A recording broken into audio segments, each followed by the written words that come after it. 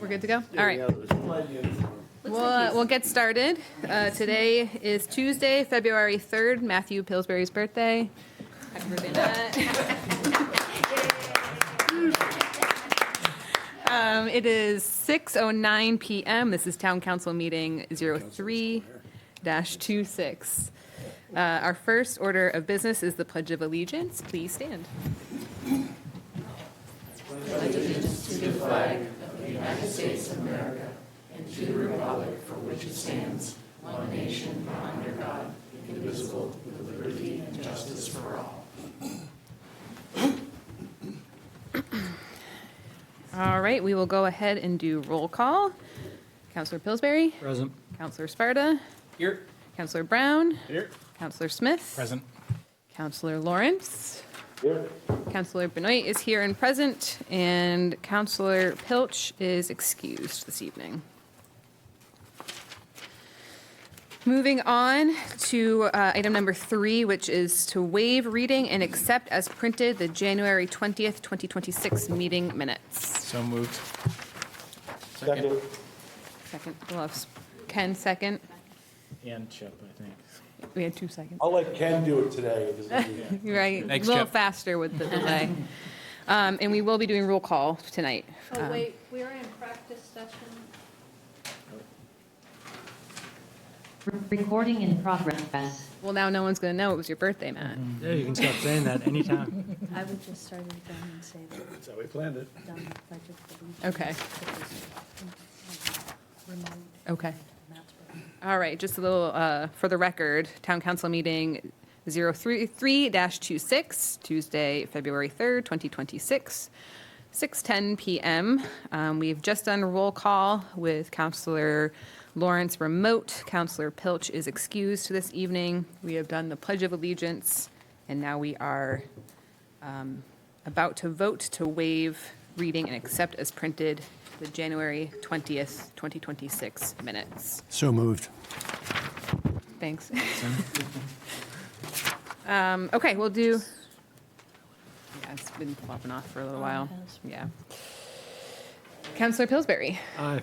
Councilor Sparta. Aye. Councilor Brown. Yes. Councilor Smith. Aye. Councilor Lawrence. Yes. Councilor Benoit votes yes. Motion carries. Moving on to announcements. Short-term rental registration renewals are due to the clerk's office by March 1st, 2026. Renew early to avoid a $200 late fee. Please contact the clerk if you will not be renewing for 2026. Please join us at Freeport Community Library on Tuesday, February 10th between 3 and 6 p.m. for the Tiny Art Show reception. Community members of all ages are participating in this art show, where submissions must be no larger than 3 inches by 3 inches. And we have given away over 250 canvases, and submissions for the show are due by 5 p.m. on February 6th. Please be advised that the clerk's office...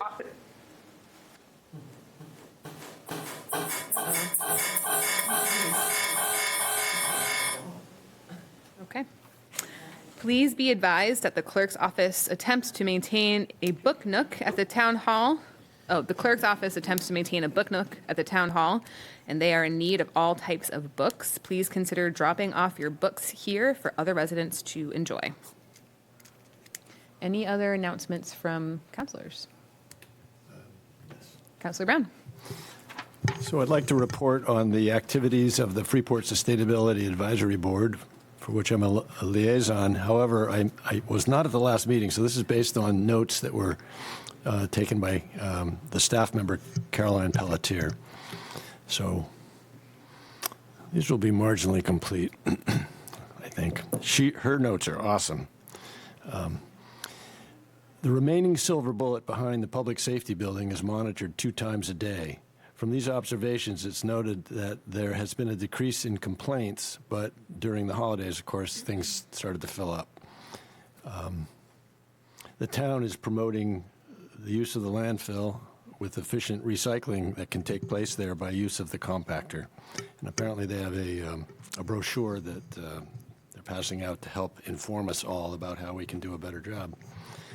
Chris Delbert, the town's new environmental service coordinator, discussed potential educational events that will be sponsored by the board, including a lecture by Eco Maine in February, a Girl Scout Green Up times a day. From these observations, it's noted that there has been a decrease in a Girl Scout Green Up event in April, and a number of other events that will go through June at least that are in formation right now. The group is discussing a proposed ordinance to reduce single-use items in dining facilities, and they're developing some thoughts on that. Another topic for discussion included strategies for reducing construction and demolition waste in Freeport. Some of the key points include adding questions to demolition permits to encourage waste management planning, and incorporating these into construction permits for projects not requiring a demolition permit. Another point involved considering educational campaigns to inform homeowners and contractors about waste disposal options.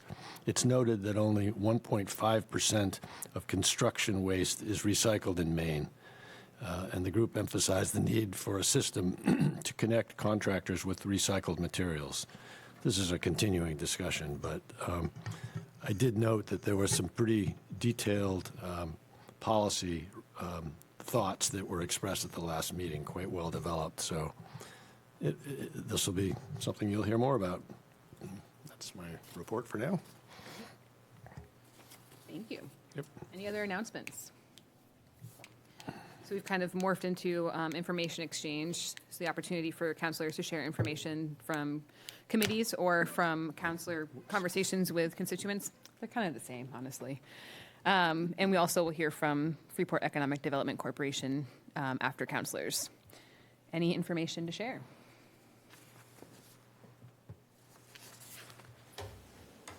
All right. We will now hand it over to Mary Davis and Tawny Whitney from the Freeport Economic Development Corporation for their quarterly update. She doesn't know what she'd consider sand. This is why she's over there and I'm over here. I'm fine with sitting. She's better at the podium, I'm You guessing. know, you gonna sit? There we go. I do want you to know that I have a lovely participant who said, you know, you don't have to stand up. I don't know if I know how not to do that, so I will try. Right. Okay, hold on, just let me get this in. Presentation mode. Okay, so I think you can hear us from this microphone, right? You might want to pull it just a little closer. Does that work? Yes, okay. This is very unusual for me. I'm usually standing up, you know that, so I will be good and sit down. You can stand up if you want. I'm trying something new. Thank you so much. We do love to come give our updates with you. It's been almost a quarter since we've been here, and we're always pleased to be here and to talk about where we are with you. It's an exciting time, and we still have lots of exciting things to do, so it's just great to be here. Thank you for having us. The first thing I'd like to say, though, is in the past we have, you know how enthusiastic Tawny and I can get about the things that are going on. You're smiling.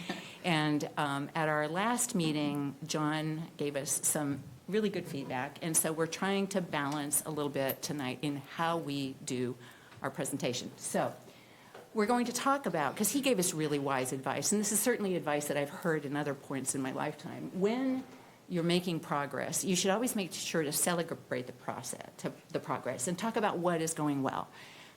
And you should also talk about how you keep up the focus and keep it going. You know, you can't take your foot off the pedal when things are starting to go well. But in addition to that, as John so clearly said last time, you also have to tell us what the challenges are. You can't always just talk about the good things that are going on, because if we don't know what the challenges are, we can't collectively work on them together. And one of the things that I think has worked so well in the last year is us working together on some of the challenges. So naming the challenges and looking into the future. So you're going to see our presentation tonight is really talking about how we are keeping up the focus, naming the challenges, and working on the future. That's what we're going to spend most of our time talking about tonight. But before we do that, I do have to celebrate success. Because really, look where we are now. You know, if I look back at where we were a year ago or 2 years ago or 5 years ago, holy cow, we're working as a team. Yay. Thank you, Sophie. Thank you, Council. Thank you, Brett. It's a totally different and feel and working relationship now than it was then. We have the right vision. We have plans that are being put in place. We have 2 housing projects, 3 housing projects. We have improvements in downtown vacancy. There's so many things that are working well that we do need to celebrate that. Because what you'll hear from Tawny is we think that all these things that are working well is generating people saying, I want to be in Freeport. Because we have more inquiries about being in Freeport now than we've had in a very long time. So that is just great news. So we do need to celebrate this. And there's like a big thank you to all of you, to the teams, to the people who really worked on this. Because we had to arm wrestle a lot of 2 to 5 years ago to get this in place. So it's really nice to be here. Okay, so I'm done celebrating. Okay. All right, so let's now talk about what the priorities of FEDC are to keep this momentum going. And so what we're doing here is we have this great privilege of being able to go out to different conferences, get outside of not only Freeport, but outside of Maine. And it has been just incredible experience. I really do sometimes feel like I'm representing more than Freeport, though. I feel like we're representing the whole state of Maine because, you know, this isn't often done, you know. And so to be able to have this opportunity, it's impressive to be out there to get the information back. But it's also, the things that I learn are just incredible. I mean, just they're paying attention to Maine. They're paying attention definitely to Freeport. They're paying attention to Maine. But then, like, what are the challenges? You know, one of the things that I've heard is because we are an older state, it makes it more challenging for them to invest, whether they want to invest in condos or whether it's a store considering to come here, because without the population, the more youthful population, they have concerns with even employment or who is going to stay in these places. So sort of the narrative of our aging state is out there. And another challenge that I heard was that we are known as the vacation land, and that doesn't sit well with everyone. You know, they think of us as a quick, 3-month visited state, and we all know that we're much more than that. You know, that was one of the things that I came home and talked with Brett about first. It's like, I think Freeport is leaps and bounds ahead of that. You know, when we think about not only are we a tourist-driven town, but we're a year-round town. You know, one that a lot of the tourist-driven towns, Bar Harbor, for example, as gorgeous as it is, can't say. You know, they shut down for a big portion of the year. So I would love to find ways, like in our marketing, to get ahead of that. And like I said, I think Freeport's a perfect example. I was so proud to come home to think about all that we're doing on a year-round basis. And so that's, in keeping up with the retail trends, I'm going to just tell you quickly, I've got a pretty long list here and not even all of it on here as I scratched it out. But it's really important to keep up with the national trends because then we don't take it so personally in Freeport. You know, when we see store closing, we're like, Freeport. But that's not the case, you know, and so to keep up ahead of that, to hear what's exiting and what's coming is helpful. So I'm just going to tell you a few of those that we're hearing about. And so for closures nationally, Claire's, Francesca's, Forever 21, Party City, Joann's Fabric. You've probably heard about most of these, but again, this is a national one. I actually heard Eddie Bauer is actually on that list as well.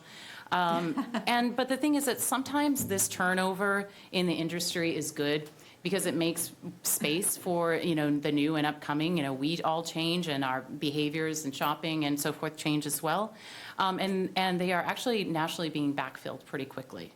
And some of the stores that you're seeing reductions in are going to be CVS, Walgreens, Rite Aid, Macy's, Kohl, and Big Lots. And the reason for this is, with a CVS, for an example, they don't need 7,000 square feet anymore with online purchasing and so forth. So they can actually take an end cap at a grocery store in some cases. So again, it's not a personal thing for anything. It's not about the business. It's just fitting to adapt to the new times. And then expanding, there's a ton, but I'll give you a quick version of some of these. Starbucks, Boot Barn, McDonald's, Target, TJ Maxx, Five Below, Nordstrom Rack, Costco, Walmart, Dick's House of Sports, Ross, Tractor Supply, Wawa, Barnes & Nobles. And again, this is great to hear that, it's a variety of stores, bookstore, a fast food chain. And it's just good to hear about that, a boot barn.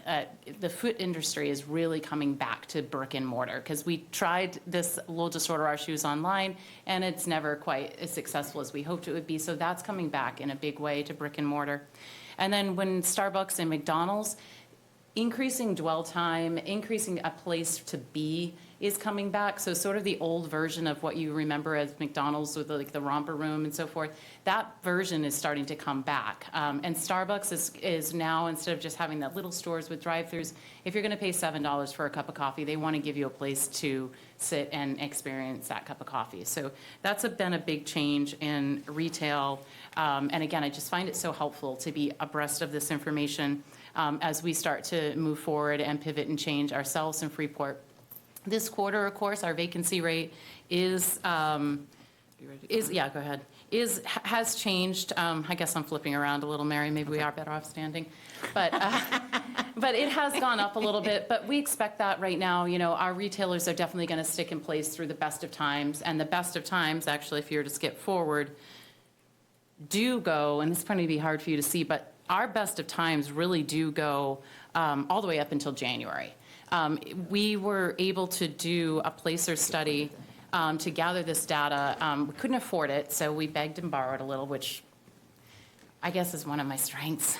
So we went to, one of our board members has Placer, so we worked with their Placer expert to get some information about behaviors, customer behaviors, trending traffic counts and so forth for Freeport. And Mary and I were sitting in there, and I mean, Mary, you and I work in this all the time, and we were so surprised to see that the busiest time in Freeport is not July, but it's actually November to January 1st. So let me show what this particular graph shows. This is visits into Freeport.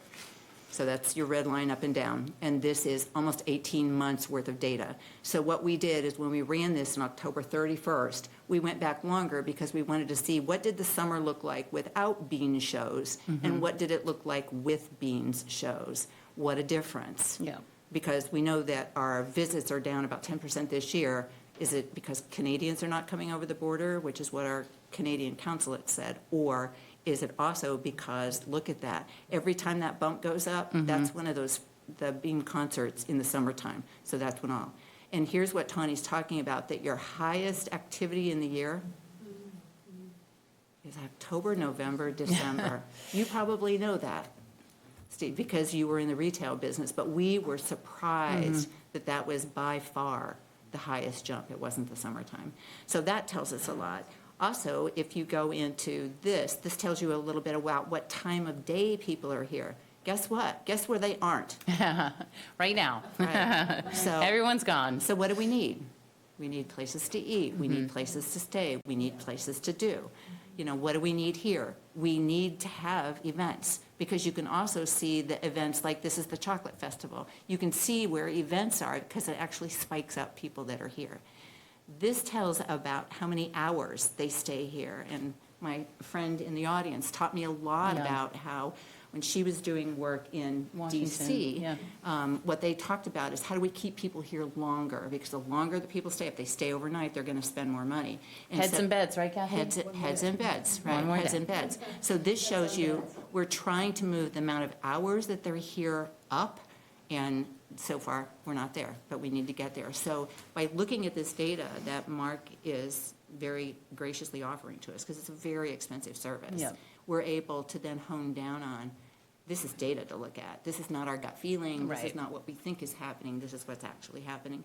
And it's current. The only other kind of data that you can get is sales tax data from the state, but then it's like, A year old by the it's time we not, get it. it's in the rears. I actually have businesses that call me up and say, Tawny, is today historically going to be a busy day? I'm like, okay, well, I mean, you can get down to it, you can, but it's an interesting question that they are like, is it today the day? Right. So this is something else that really helps us figure out what are the priorities? What should we be focusing on? What should we help you talk about focusing on? So take it back. Yeah, so I touched a little bit on what we talked about, like old brands going out, which leaves space for new ones coming in. And it helps us kind of attract it, because honestly, so I'm working right now on, this says 8, but since Mary did the slides, it has actually gone up to 10. So I'm working on 10 opportunities in Freeport. I mean, just in the time Mary and I've been together in the last couple of days, my phone has been ringing with really serious opportunities. And some of these, actually, for the first time, I can say, are requesting much larger square footage than before. We had always been that 1,500 to 2,000 range was the key, and now we're getting multiple people requesting much larger spaces than that, that have been thoughtful before contacting me. And I'm not saying that they're getting the keys tomorrow, but they are serious inquiries. And to have 10 of those, varying in degree, is just incredible right now. And a lot of those are coming because of the relationships that we have. One of them that came through today, actually, was, I'm going to tell you, it's a big thing. It's a restaurant, you guys. But it wasn't something that Wilder and the Village Station could do, and so they gave them my phone number. So again, it's about those relationships, and that's, impressive in their world. They could have just said, sorry, we don't have anything. I mean, but to have them actually make the referral better and stronger together, truly, I mean, that is really an incredible opportunity to keep things going, because everyone agrees all ships rise. And to see that in this industry right now has been great. What this graph shows is this is your vacancy rate. So if you look at the green as the vacancy rate, here's your vacancy rate of the downtown. So again, we're lower than we've been in years, even with a 6.4% vacancy rate. And what Tani was just talking about the deals that she's looking at, are the people. We have about 57,000 square feet in the downtown vacant, and what she is working on is almost 35,000 of that. So it's important to us, as our low vacancy rate, Mark always said to us, the important thing, first thing, is to get the holes filled so that it doesn't look like the downtown is empty. It was just what we heard how many years ago, oh my gosh, it's all dying. And now it's important every move that we take. So it's important that we're choosing what we want and what we need, not just sort of not just filling for sake, because we need to have the right kinds of brands, the right kinds of businesses, the right kinds of folks here. Right. And it's a really interesting process to have that happen when you have the same person who's interested in the same, and how do you help the owner of the building figure out which, and Right. he's doing a great And job. because of the downtown revision, we've heard from our residents and our businesses what they're looking for, dining, housing, experiential retail. We've heard this, and so we know when an opportunity comes that you don't want a Dollar Tree. We know. Yeah. So there you go. So like I said, we've been working on a lot of this stuff. I can't report to you now. I have to be quiet, because that is really what keeps these opportunities together. And it's just one of those things. It's delicate, and any one point, a big thing or a little thing can fall apart. So we have to stay pretty close to it. But these are opportunities where we just feel like things are really moving in the right direction. I love that, like, the Gap building was actually purchased by one of our FEDC board members. That's impressive that, they see the potential in the future of Freeport, and I just think that's great. We have the housing development, again, one of them that's being built is an FEDC board member who's the lead on that.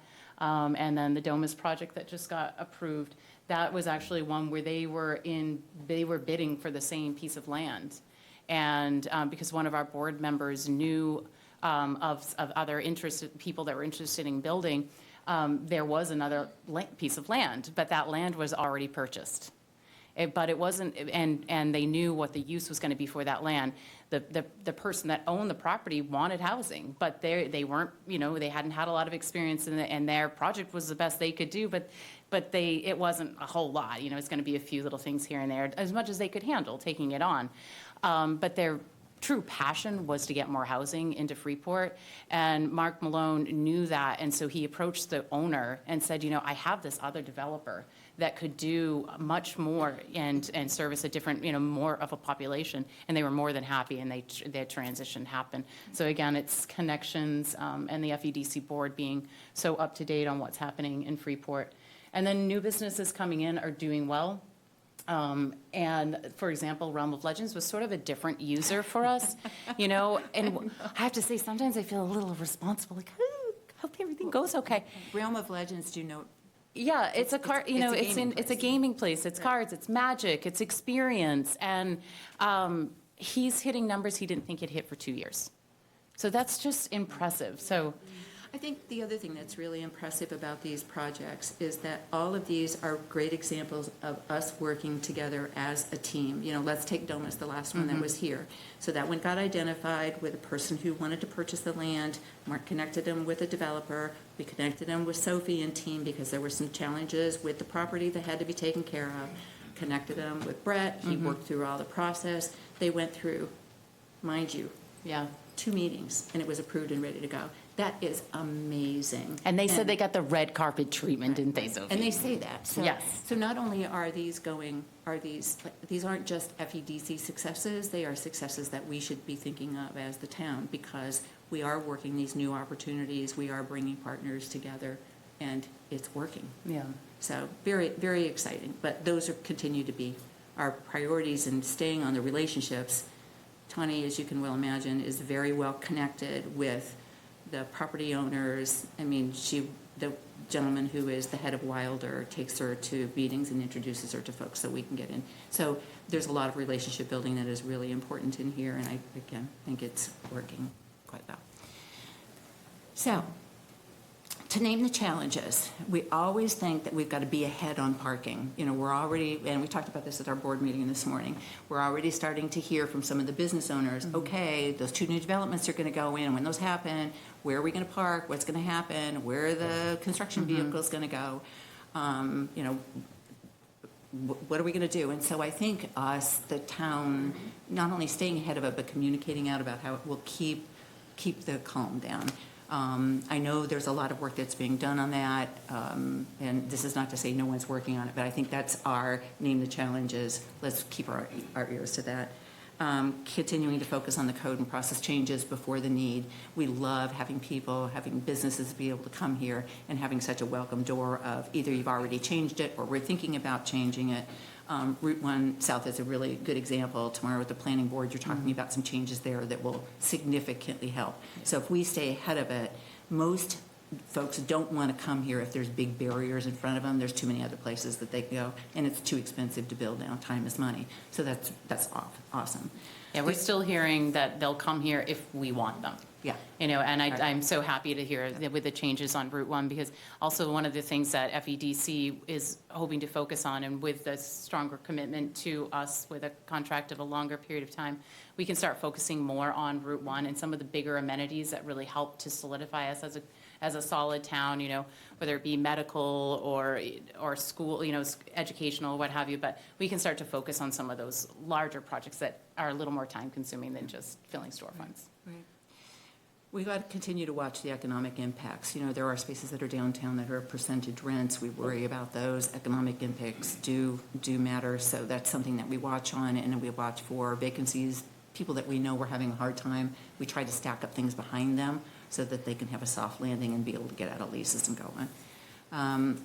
We also talked about the marketing messaging. We really think that needs rebranding, and it's not just about, like, it's not Visit Freeport marketing, it's real marketing up to businesses about why Maine, why Freeport is a good place to come.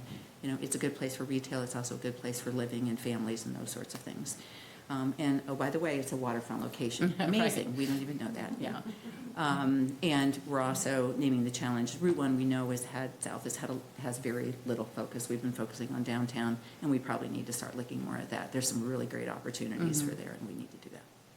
So that's what we're doing.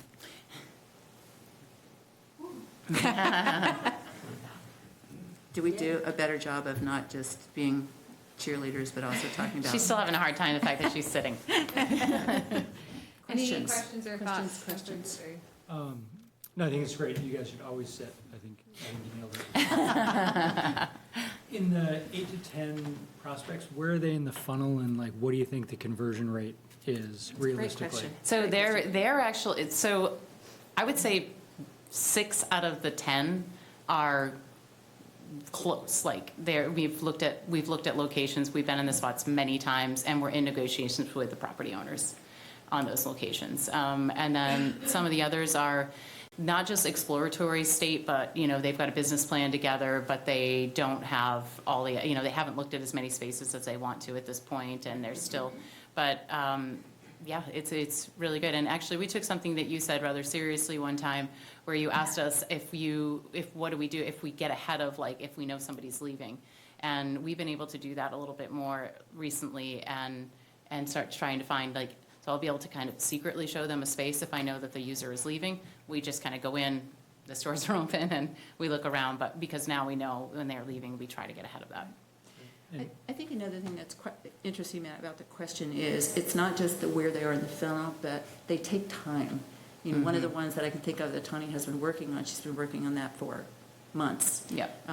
Because, you know, not, a lot of the spaces have challenges to them, and so it's not as easy as saying, you know, we're ready to go in. Some of the grants that Brett has helped us do have been very helpful, but some of those, they just take time to work through all the details of how we renovate it, what we do to it, can we get the licensing. That was going to be my next question. Yeah. What's the typical initial reach to when they're occupying the space? What is So that? it varies, it varies, like on a larger space or something that's been empty for a little bit, it's much longer. But then, you know, spaces that are turnkey, pretty fast. And that's why I can't tell you enough how important the Fit Up Grant has been. You know, even for larger projects, knowing that matching fund is there makes such a difference, even psychologically, just knowing that there's somebody there that kind of has your back. And that, again, to this message that we hear most of all, we'll come to Freeport if you want us. And that sure sends the message that we want you here. I think in actual timing, when she talks about short time is like Yep. 45 to 60 days, long is A year and a half. Yeah, well, yeah, Yeah. we do have one that's Yeah. a long time. One last question. Do you still feel like the right mix is a third national, a third That is regional, and a third local? Great question. Absolutely, strongly. I do. I think it's so great because, you know, one of my mentors has taught me that you're not going to come from Florida to go to Loom. But when you come up and say, oh, there's all the shopping in Freeport, I can do this, that, and then you discover Loom, you are going to be so pleasantly surprised. By the way, Loom's doing fairly well. So but that isn't going to be enough to get the attention. You know, when we talk about that national, people are coming here. They're coming here from all over the country on their way to Acadia in some examples. And so having that mix, I think, is very important. And again, growing, and when we talk about when we are getting nationals, make sure that they're brands that are expanding, and so that, you know, that way we're going to have success with them. You know, we're not getting Eddie Bauer's last store, I'm going to give it one more shot. You know, it's getting something, you know, up and coming, brands that are exciting that maybe we don't have elsewhere. The other thing that I think is important about keeping it that way is that those other, like the 1/3 regional, the 1/3 local, other locations can't replicate that. So if you look at like trends now, we are doing well, and someplace like Kittery is kind of going, because they have not focused on we want regional and local brands there. So when folks come here, they say, well, we go to Patagonia and whatever, but then, wow, we can go to Loom, and we can go to Made, and we can, and all those are different types of a shopping environment for them. And the restaurants are a different shopping environment. The way the town looks, all those things really matter. So yes, we still believe that the 1/3 is the right way, but being picky about who the third are. Because the other thing that we got from the Placer data is that the people that come to Freeport are generally fairly well-heeled.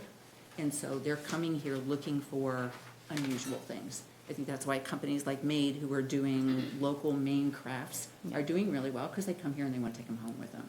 So. Fun fact, we did learn that the most popular place people come before they come to downtown Freeport and where after is Maine Beer and Mass Landing.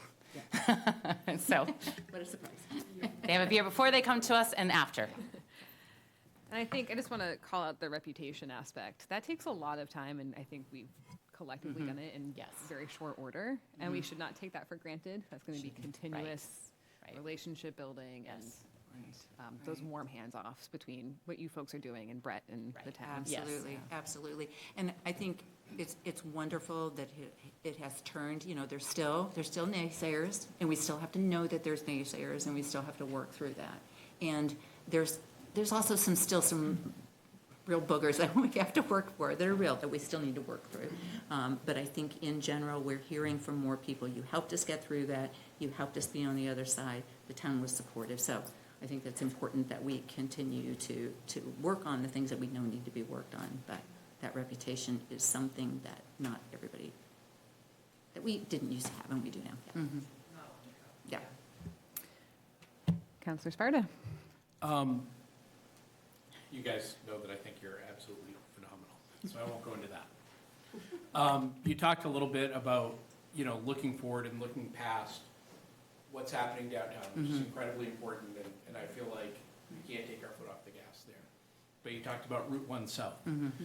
And I was wondering if you guys could just expound on that a little bit, what you see as potential challenges down there and what we could be doing, as soon as tomorrow night, Oh. right? You can get into the details a little bit more, but I'm going to just say something quick. I think it's always good that we have conversations with people if they have something that they want to bring to Freeport, and maybe we don't allow it at this time, but having that conversation with them to see well, maybe we could, or maybe that was put in place in a time where, now that, I remember one time, Andy and I worked on, we had an ordinance in place that said you couldn't have video games. Pinball, was it pinball or something like that, Andy? Yeah, I think so. Anyway, we worked on, that didn't make sense anymore, so we just got rid of it. What was it? Probably be a pool hall. Okay, but there was, because we were thinking of getting a retro arcade, and whatever that was in place would prevent it. So it was, so there's things like that where I think it's great, again, working on our reputation, that they're just not told, oh, sorry, that's not allowed, but, maybe what is the use, and I can get back to you, because that really makes a difference, and these people, they're talking to each other outside of Freeport, so. And no's just get around faster than yeses. Yeah, they do. I think there's a couple of things. One, Kyle, who is maybe not here, Kyle has written some language on some code changes. Oh, you want me to come closer? Yes, you do. Okay. Kyle has put in some language on some ordinance changes for Route 1 South. I think it is important to move those forward. There are, we have not looked at that as closely as we have downtown, which is, we focused on downtown first off too. So I think I want to keep the pedal on that, but I also want to look at Route 1 South about what are the ordinances that are getting in our way? What are the things that are getting in our way? There's landowners there that own big parcels of land, probably big parcels that that could be developed. And I think Mark said this morning that literally that Route 1 South area has some of the biggest parcels between here and Portland. And so how we can think about what goes there, as Tawny said, there's medical, there's education, there's all sorts of things that could go in there, that's the right place for them. Downtown's not the right place for them. So honestly, I don't think we know. When's the last time we pulled together all the businesses from Route 1 South and said, what's a barrier? What's in your way? Mr. Chinkat, what is keeping you from building here? So I think again, like we did with the downtown vision to understand what needed to be done in the downtown, we probably need to do the same with Route 1 South. And I know that the town has a lot of priorities now with the downtown, so I think how we balance that will be an important discussion. But I will also say, one of the things that FEDC is here for is we're supposed to be the one that goes out and sort of shakes the whatever it is, the leaves in the future and says, what do we find? And then we bring it to you and we discuss how to get it done. That's what happened with the downtown vision, and I think we sort of need to pick our eyes up and think about that going forward. Speaking of that, have you worked with Brett in terms of the VCI and looking at that future land use that's coming out of that study with Stantec, or is that In Route 1 South? Route 1 South, which is now being called the Village Gateway. Oh. Village Gateway, okay. But I think once we get there, that's really just a study. Right. It's looking That's at right. what That's right. could be That's right. developed there. And I think many of those parcels that they've been looking at are several years out. This is a long-term forecast that we're trying to understand for the infrastructure that would be required there. But I think there eventually will be a handoff too for you to be looking at exactly what you just said, but also looking at if we do build that infrastructure, we're giving you, I think, a roadmap to be able to show other people that if they came, it would enable us to do this. But Absolutely. we're not going to build the street to nowhere. Right. That's So, And I think kind of what Brett has said is, right now, I know he's got a work plan that he's bringing to you all that shows you what's going on in the next, whatever it is, 6 to 9 months, and that's kind of a handful all in itself, and we respect that. So it's more about how do we think about the future, and as you said, start to think about what changes could be done, what could happen, as we start to put that in place. I mean, goodness growth, it has amenities, it has water and sewer, holy cow. So, yeah. just to clarify, the Village Gateway piece is specifically Lower Main Street. So I just want to clarify, Eric, only Yeah, one I'm south, not- it's from Main Beer south. Yeah, Right. that's right. But Not the gateway from Main Beer. right, up to- but I think that's the other piece of that is not quite downtown. Right. So that is Right. the middle ground that we're. And certainly, we have talked with Brett about that, because I think there's areas in there that also have land opportunities within them. And, once we kind of move off the downtown, we can look at that, because there's some other places there that we have had some opportunities that have come along that could be wonderful there. So, yeah, I agree. All right, that was way longer than we thought it was going to be. We're sorry. We had a very engaged council tonight. That's great. Thank you. That was wonderful. Thanks. Thank you all. Jim's good too. All right. Moving on to our next item, the town manager's report. Just a reminder, this is now a written report in our materials. So if there's anything you need to add. I actually have just two quick things. When I sent this report to council, I did include in the email message a brief update about the fact that the fire chief and I have been engaging in regional discussions about how fire departments can work collaboratively and perhaps regionally. We will continue to do that. It's not in this report. I will echo that in the next report, so it's on the record, but just wanted to make sure the world knew what only you knew at that point. And I also did not know, well, I knew, but it was not public yet, that Officer Jason O'Toole, who's been with the department for approximately 6 years, has been promoted effective next Monday to the position of sergeant, so that's a working patrol sergeant.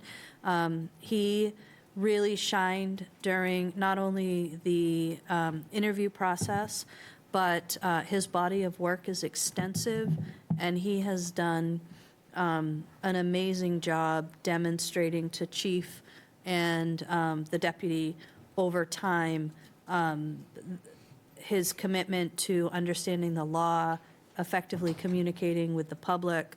I think he is an outstanding choice for this position, and I'm really excited to have that position filled and the supervision that we'll see from him. I was also very happy to see the chief starting right out, identifying supervisory classes to go to and connecting him with, I think, FBI LEDA work, which is best practice. So I'm excited about that. Congratulations. Any other questions for Sophie based on what she shared in the written report? Councillor Pillsbury. Oh, I thought you were going towards your microphone. Councillor Smith. I just want to call out one of the notes in the report about the property tax foreclosures, which we talk about occasionally, but based on there's an automatic foreclosure that happens after taxes are unpaid for a certain amount of time. And our finance team and our director in particular, who we talk a lot about, and her success in presenting a budget, is also really amazing in terms of working very proactively to make sure within our control at all, we can avoid people hitting that automatic foreclosure date. And the numbers that you shared in terms of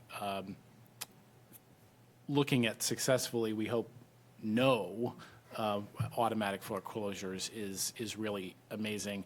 But I particularly appreciate how much you called out how much time that takes on behalf of the staff. and the amount of outreach and communication. And so I just want to congratulate you and the team on that.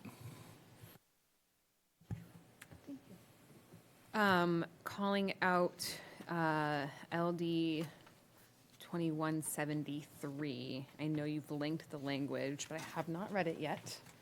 I'm wondering if you have any insights on what that might include, or you do say you'll come back with additional information, so I don't want to put you on the spot, but if there's anything now. I think the plan is to have Kyle or Brett speaking on behalf of Kyle to come back on the 17th with Okay. more information. It seems like a pretty, at first blush, to a non-planner, a pretty clean kind of cleanup. They did address our concern about height, just blindly adding 4 feet to height anywhere after we had done that after very careful consideration. So I saw that that was in there. Again, I do think there is some concern about the timing of this. So the cleanup legislation is just going to committee. It's going to have to go through its process. It is very clear it is not changing the municipal deadline. And I think it just raises the concern again that state law, you can print a bill, send it to committee, have a hearing on that pretty quickly without actual abutter notifications, and act on it very quickly. But when they send those laws that we now have to change ordinances to enact, it takes time with staff, then time with the planning board, notice to the community and notifications that go out to the community, and then the planning board holds their process, and once the planning board's done with their process, it turns into a council process. And so there's a lot more time, which is great, which is why I know government works slow, but it does that to ensure that people can kind of connect in and participate in the process. So I am a little bit nervous of that July 1 date, and I'm not sure we're going to be able to meet it, but we will make every effort to get things lined up for council to be able to take action as soon as we can. Great. Other questions? Chip's good too. Okay. Thank you. Of course. All right, moving on to our first public comment period of the night. This is for folks who are here in person. We just ask that you try to keep it to about 3 minutes and introduce yourself when you come up to the podium. So public comments open.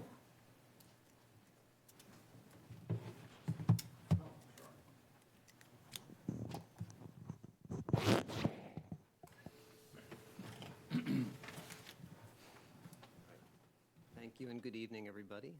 My name is Michael Magris. I live in District 2 here in Freeport. I've come here tonight to renew a request I have made before. Can you speak up? Sure. Is this catching me? How's that? better. Okay, Thank here we you. go. I'm going to lean in, as they say. I'll start again. I've come here tonight to renew a request that I have made before, which is that the town council pass a firearms ordinance, amend the noise ordinance with a specific reference to firearms, or otherwise curtail explosions of gunfire from backyard target practice, including during daylight hours, which the town has done for lesser disturbances.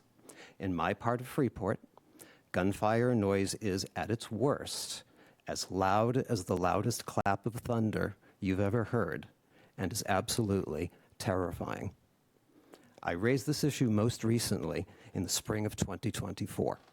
That summer, approximately 24 gun enthusiasts spoke in this forum to oppose any form of regulation, and the matter ended. 24 people. On Election Day last November, 3,157 Freeport residents, 79% of all voters, voted in favor of a red flag law. That's a lot more than 24. Those 3,000 people are not going to get a group together and converge upon town hall and try to intimidate legislators, but they constitute an overwhelming majority, and that landslide, one of the biggest I have seen in my 21 years of living in Freeport, strongly suggests support for further responsible gun control measures in a changing Freeport.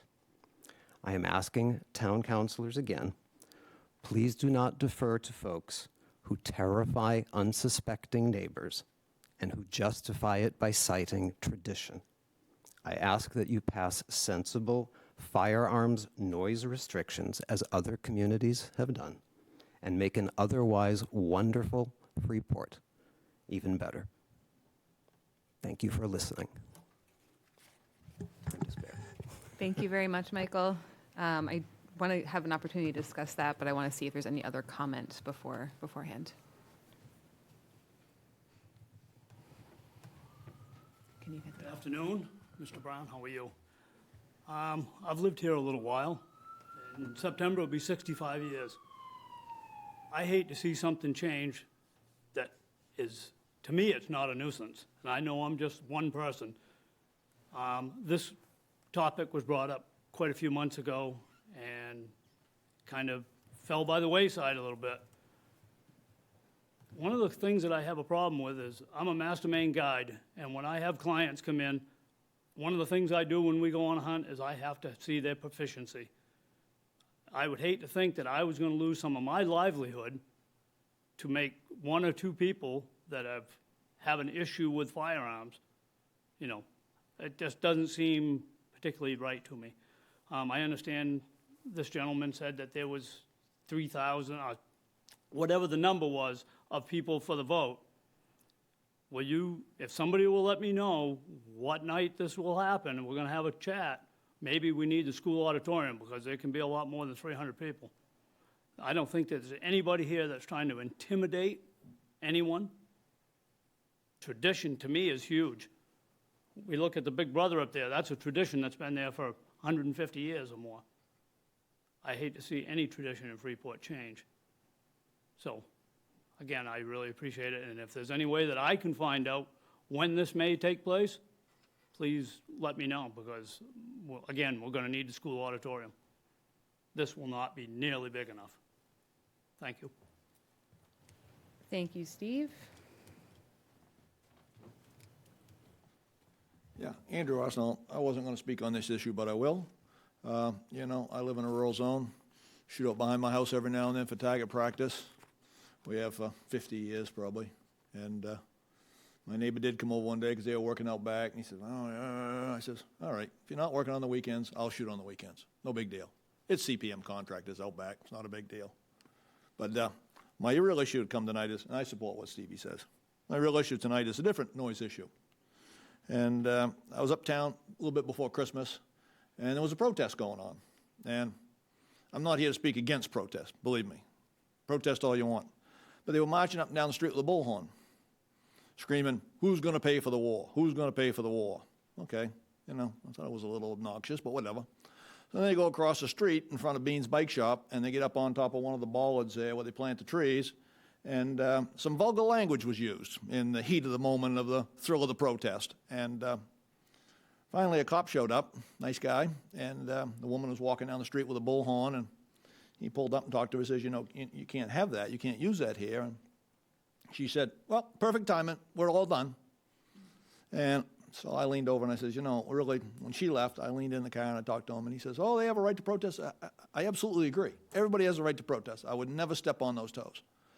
But we have an ordinance here, and I'll read it to you.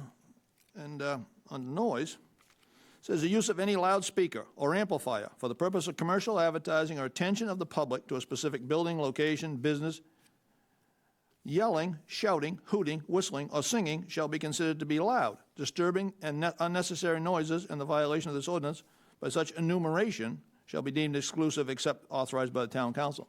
Now, so it's sort of a conundrum for me because we can't have Jay sing on the street corner because he had an amplifier. So we have to decide, can Jay sing on the street corner, which I like, or are these guys going to march up and down the street with bullhorns? I miss Jay, but, you know, we enforce the ordinance.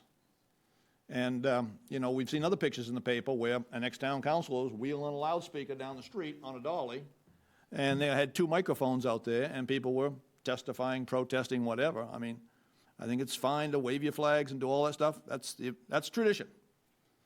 But, you know, we need to figure out when they're using foul language a week before Christmas, and I won't repeat it, but I just think that's a little over the top. So protest all you want, but just sort of, you know, maybe when the police are driving by and they see people out there with a bullhorn, maybe just stop and say, please, sir and madam, it's against the law to use a bullhorn, and it's not what we really want downtown. Protesting is great American tradition, but, you know, we have an ordinance on noise, and either we get Jay back or we enforce the ordinance.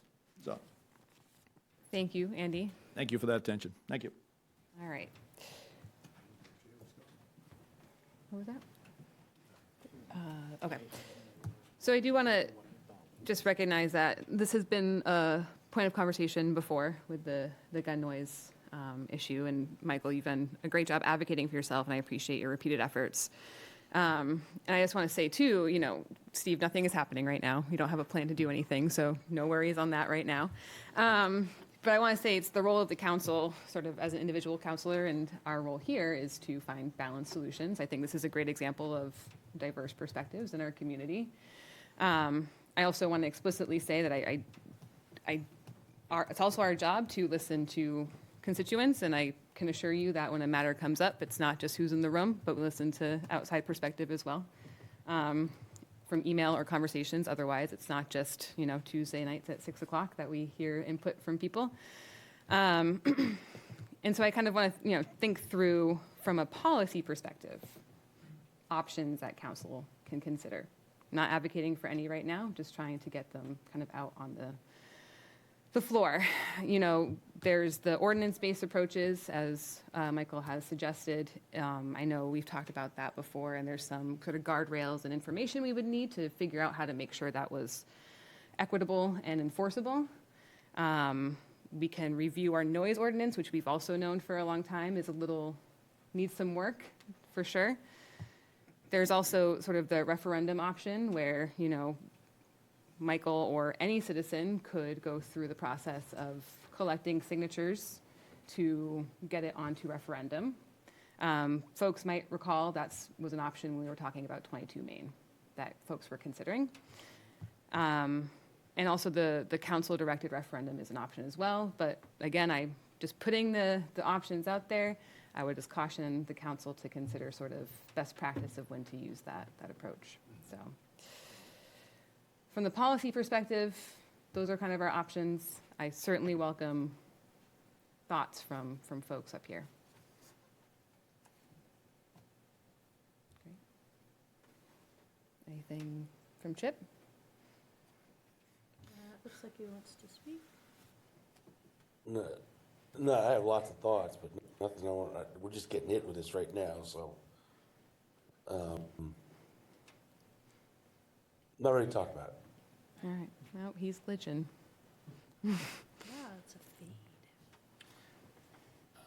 Councilor I Smith? just want to say, because it's been mentioned a couple of times that we did have this issue and we did have quite a lot of public input on it, not just in this room, but again, as the chair said, coming to the council. And I do think there continues to be a lot of misunderstanding about what the issue is.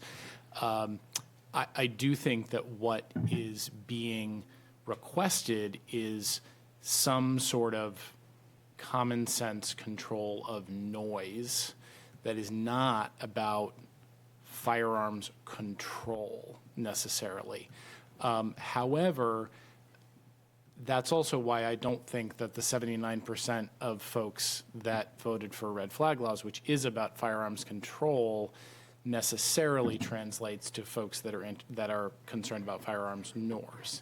So there are two different issues, and I think that where it became quite heated last time we brought this up is that for folks that are very concerned about their ability to continue to use firearms in Freeport, whether it's for hunting, whether it's for target practice, that it really did get framed that any attempt for us to regulate the noise was an attempt to regulate the firearms.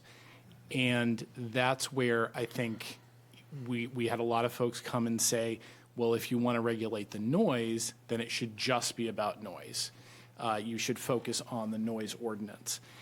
And I think where we have heard repeatedly from folks that it is very difficult to enforce any kind of limit of firearms discharge as a noise violation, because noise ordinances tend to be about measuring decibel levels and at sustained levels, not sporadic. So it is complicated, and I just want to name, because I know this video is going to get replayed many times as soon as the word spreads that we even had this conversation again. It was very clear that many folks who spoke in this room did not believe and outright said that even though we were talking about noise, that was the guise under which we were talking about firearms control. And I really do think, I just want to name that there are very different issues here, but they are bumping up against each other. And I think there are valid concerns from citizens about noise when it is sustained and at a time that they are trying to peaceably enjoy their own part of Freeport.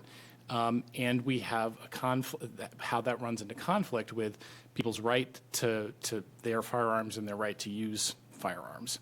So I'm not proposing anything at the moment. I'm simply acknowledging that there are two different issues that are bumping up against each other, and that is part of why it is so difficult to find a solution that works for the people of Freeport. Well said, thank you.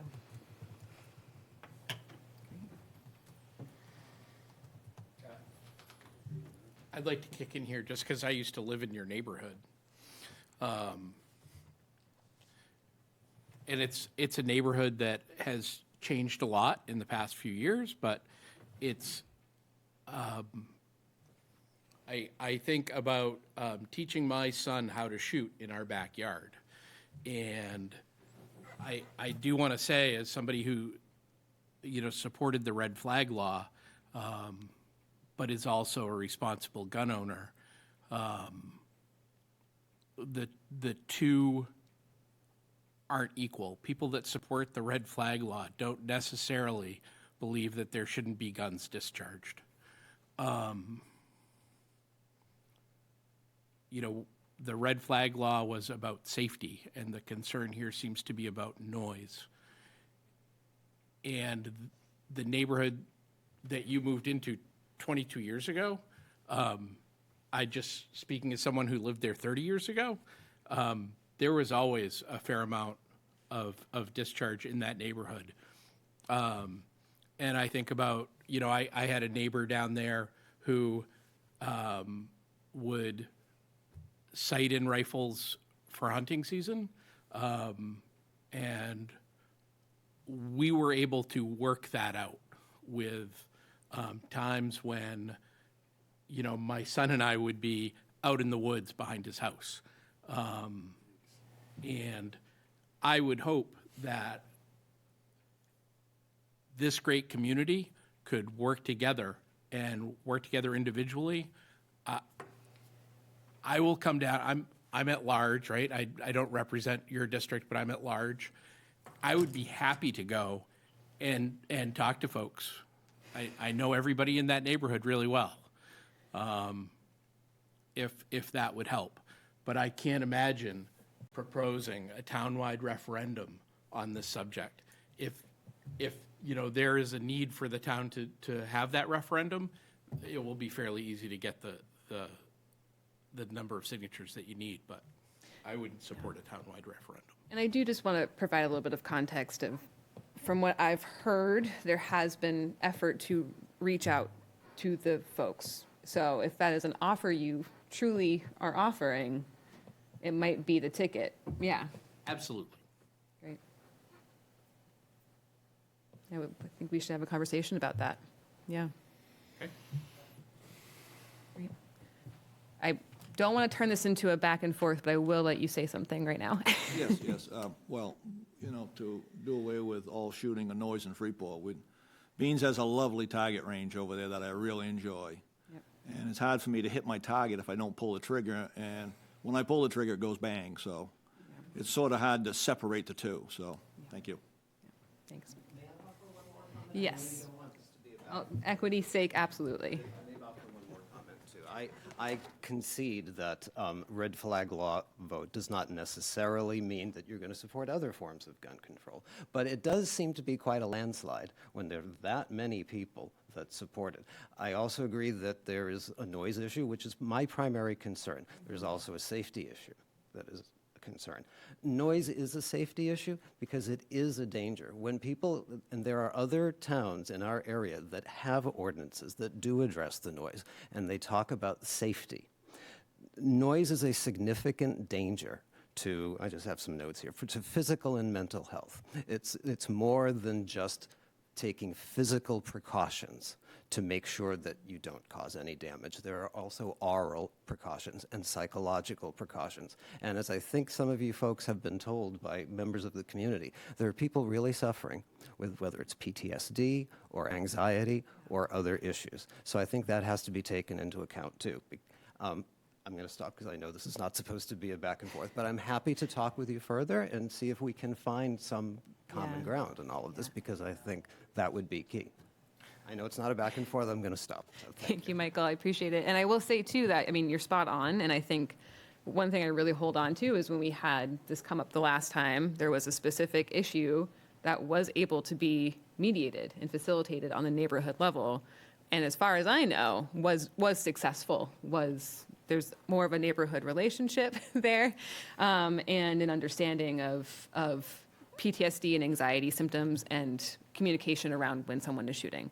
That to me is like the gold standard. And so if we have this incredible asset in Councilor Sparta to help us get there as an old neighbor, I think that is a golden ticket we have to take advantage of. Happy to. Thank you. I think former neighbor, not old neighbor. Former neighbor. Former neighbor. Thank you. I'm now on South Street. I used to Yes. live off the Litchfield Road. Yes. I just didn't want her to call you old. Young and spry, former neighbor. Yeah. Young and spry. That's me. All right. Steve? Yes. Yep, absolutely.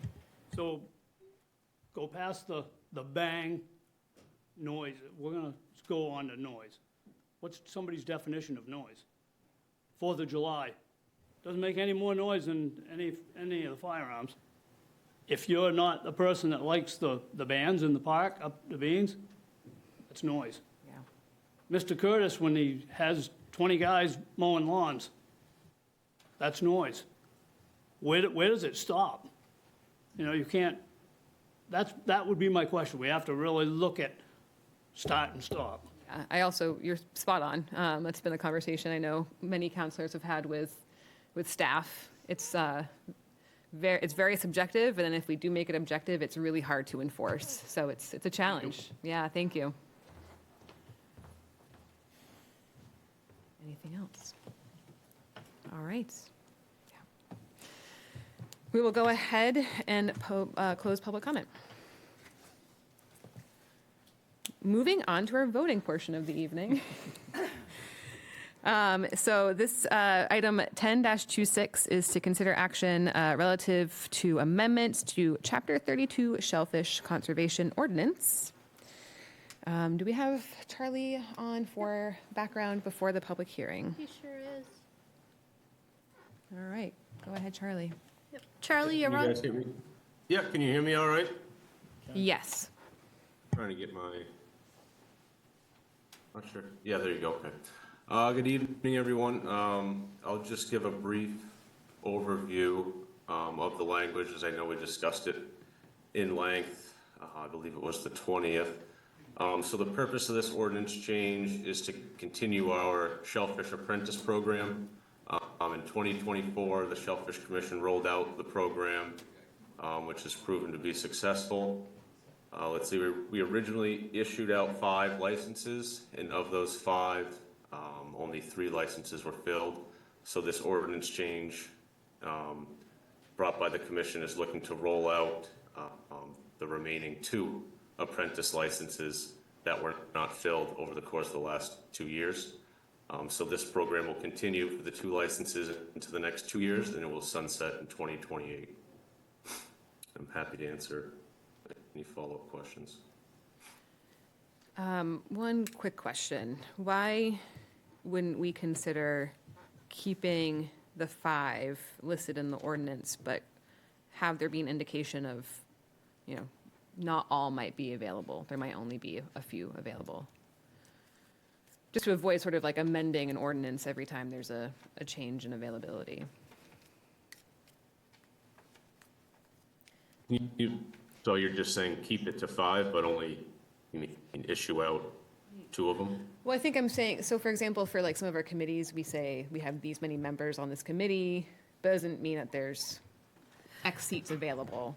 So when you're talking about a license, if it says that it's available, people have a right to that license. So in the ordinance, if you're saying it's going to be 5, then we need to be prepared to allow up to 5 to be used each year. Okay. Am I right? I mean, I think I I'm would right, agree, Chad. yeah. And we originally issued 5, but like I said, we just, only 3 went out. So we're really just looking to fill that number, which is 5, with rolling out 2 more. Yeah, and I guess the difference would be also that this is sunsetting. It's not in perpetuity. Yes. Yeah. Yes. Cool. Any other questions for Charlie? All right, we will go ahead and open the public hearing.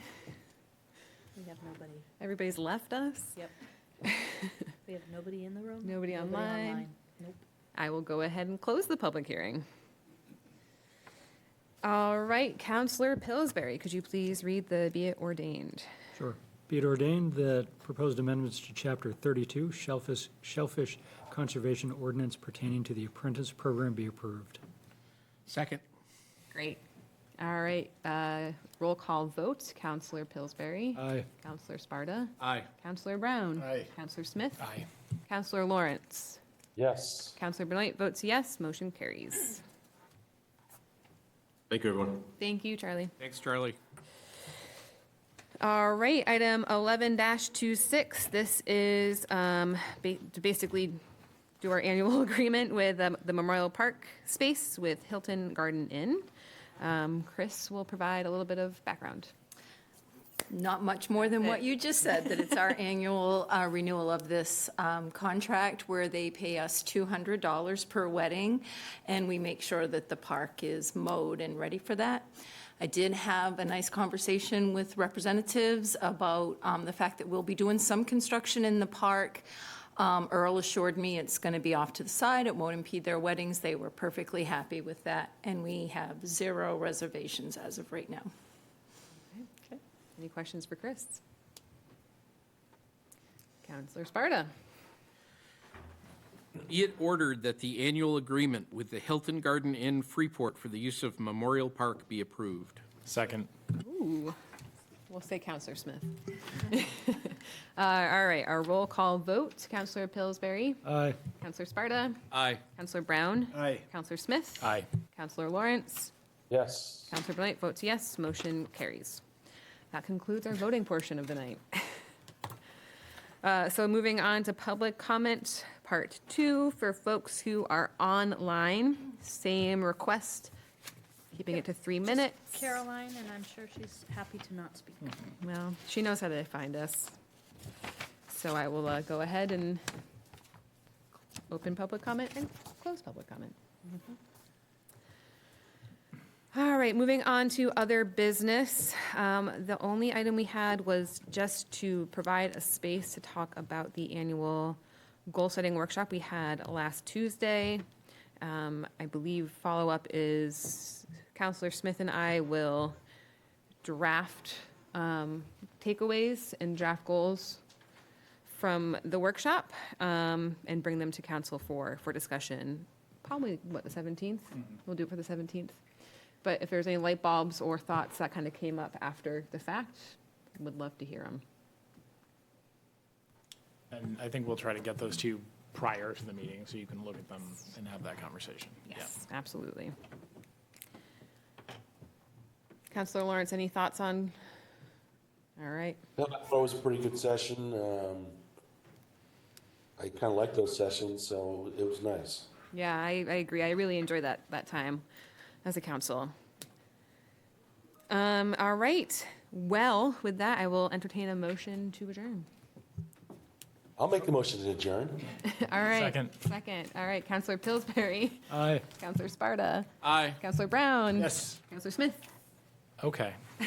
Counselor Lawrence. Yes. Counselor Benoit votes yes. All right. We are adjourned. This cold is terrible.